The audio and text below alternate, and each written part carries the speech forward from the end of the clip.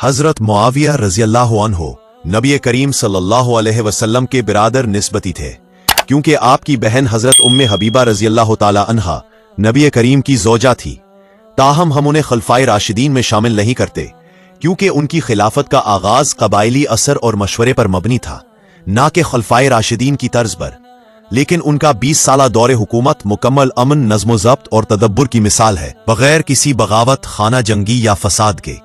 हजरत मुआविया को एक बुजुर्ग सहाबी मुगीरा बिन शोबा ने मशवरा दिया कि आपके बाद अगर कोई मुत्तफका खलीफा ना रहा तो उम्मत दोबारा इख्तिलाफात और खाना जंगी में मुब्तला हो जाएगी, जैसा कि पहले हो चुकी है।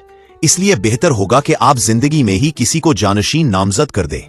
हजरत मुआविया शुरू में हिचकिचाए, मगर फिर हालात के पेश नजर इस मशवरे को कबूल किया और यजीद को अपना वली अहद मुकर्रर कर दिया। यजीद की नामजदगी पर अगरचे एतराज किया जा सकता है, मगर हजरत मुआविया की नीयत पर शक करना ईमान के खिलाफ है। वो एक जलीलुल कदर सहाबी थे, उनसे इज्तिहादी गलती हो सकती है, मगर बदनीयती मुमकिन नहीं। जमाना बदल चुका था, बेशतर असहाबे बद्र और अकाबिर सहाबा दुनिया से जा चुके थे और नए मुसलमान और कबायली सोच रखने वाले अफराद उम्मत का बड़ा हिस्सा बन चुके थे। ऐसे वक्त में असबियत के बगैर हुकूमत का चलना मुमकिन न रहा। इब्ने खल्दून कहते हैं, इसबियत के बगैर हुकूमत नहीं चलती। हजरत मुआविया ने यही तदबीर अपनाई। नबी करीम सल्लल्लाहु अलैहि वसल्लम की तरबियत याफ्ता नस्ल अब रुखसत हो चुकी थी, दीनी वहदत कमजोर हो रही थी और कबायली शनाख्त दोबारा गालिब आ रही थी। इसलिए हजरत मुआविया ने यह सोचा कि अगर दोबारा वही खाना जंगी होगी जो हजरत अली के दौर में हुई। उनकी नीयत उम्मत को बचाना और निजाम को इस्तेहकाम देना था। यजीद की वलीअहदी पर बेशतर लोग खामोश रहे, मगर 5 अहम शख्सियात ने इससे इख्तिलाफ किया। 1 अब्दुर्रहमान बिन अबी बकर, 2 अब्दुल्लाह बिन उमर, 3 अब्दुल्लाह बिन अब्बास, 4 अब्दुल्लाह बिन जुबैर। हजरत हुसैन बिन अली रजी अल्लाह अन्हुम, हजरत हसन का इंतकाल हो चुका था। इन 5 हजरात ने बैत से इनकार किया, मगर हजरत मुआविया ने किसी पर जबर ना किया, ना कोई दबाव डाला। ये उनके तदब्बुर और सुलह पसंदी का सबूत है। हजरत मुआविया का इंतकाल हुआ तो सिर्फ 4 अफराद बाकी थे जिन्होंने यजीद की बैत नहीं की थी। अब सूरत हाल ये थी कि उम्मत 2 राय में बट गई। अब्दुल्ला बिन अब्बास और अब्दुल्ला बिन उमर ने राय दी कि अगरचे यजीद की नामजदगी दुरुस्त नहीं, मगर अब ये ऐसा मसला नहीं जिस पर खून बहाया जाए। उन्होंने कहा अमन को बाकी रहने दिया जाए। उन्होंने बैत नहीं की, मगर बगावत या तहरीक भी नहीं चलाई। दूसरी तरफ हजरत हुसैन और अब्दुल्ला बिन जुबैर ने यजीद की खिलाफत को मानने से इनकार कर दिया। अब्दुल्ला बिन जुबैर ने मक्का और मदीना में कयाम किया और मज़ाहमत की बुनियाद रखी। हजरत हुसैन को कूफे से खुतूत आना शुरू हुए, जहां लोगों ने उन्हें खिलाफत की पेशकश की। यही कूफा वो मकाम था जहां हजरत अली का मरकज था और जहां से हजरत उस्मान के खिलाफ फितना उठा था। उन लोगों ने वादे किए कि वो हजरत हुसैन की भरपूर मदद करेंगे। हजरत हुसैन ने कूफा जाने का फैसला किया, हालांकि अहले इल्म ने उन्हें रोका। हजरत अब्दुल्ला बिन अब्बास बार बार रोते रहे और कहते रहे, कूफी वफा नहीं करते, वो आपको धोखा देंगे। उन्होंने हजरत हुसैन से कहा, अगर जाना है तो अहले बैत को साथ ना ले जाएं। लेकिन हजरत हुसैन का ज़र्फ, गैरत और अज़्म बुलंद था।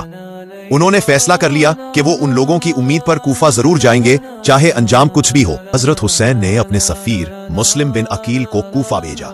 शुरू में हजारों अफराद ने उनके हाथ पर बैत की, मगर जब इब्ने ज़ियाद कूफा का गवर्नर बनकर आया तो हालात यकसर बदल गए। तशद्दुद, गिरफ्तारियों, धमकियों और कत्ल से फिजा बदल गई। मुस्लिम को तन्हा करके शहीद कर दिया गया। हजरत हुसैन जब रास्ते में थे उन्हें ये खबर मिली, लेकिन अब वापसी मुमकिन न थी। साथी भी थे, अहले बैत भी हमरा थे, गैरत और वफा। हजरत हुसैन ने वापसी का इरादा किया, मगर मुस्लिम बिन अकील के बेटों ने कहा, हम बाप का बदला लिए बगैर वापस नहीं जाएंगे। ये अरबों का गैरत का मसला था और हजरत हुसैन के लिए भी ये मुमकिन न था कि वो इन वफादारों को तन्हा छोड़ दें। अब काफिला करबला की तरफ बढ़ा और वहां वो अलमिया पेश आया जो तारीख इस्लाम में हमेशा के लिए रकम हो गया, यानी सानह करबला। करबला में हजरत हुसैन का काफिला दुश्मन के नरगे में आ गया। पानी बंद कर दिया गया। अहले बैत के बच्चे, औरतें, मर्द सब प्यासे हो गए। हजरत हुसैन ने बार बार इत्माम हुज्जत की, फरमाया, मुझे जाने दो, मैं जंग नहीं करना चाहता। मगर यजीदी लश्कर ने इनकार किया। एक एक करके हजरत हुसैन के अजीज भाई, बेटे, भतीजे सब शहीद होते गए, यहाँ तक कि खुद हजरत हुसैन भी मैदान करबला में शहीद हो गए। हजरत हुसैन ने जो सब्र, अज़्म, इस्तिकामत, कुर्बानी और वफा की मिसाल कायम की, वो तारीख इंसानियत में बेनजीर है। उन्होंने जालिम के हाथ पर बैत करने से इनकार करके दीन की असल रूह बचा ली उनका हर अमल कुरान, सुन्नत और नाना सल्लल्लाहु अलैहि वसल्लम की तालीमात के मुताबिक था। शहादत का ये मंजर, सब्र का ये मायार और कुर्बानी की ये बुलंदी रहती दुनिया तक रहनुमाई करेगी। करबला में हजरत हुसैन के साथ शेरख्वार बच्चे भी शहीद हुए, जवान भी और बुजुर्ग भी।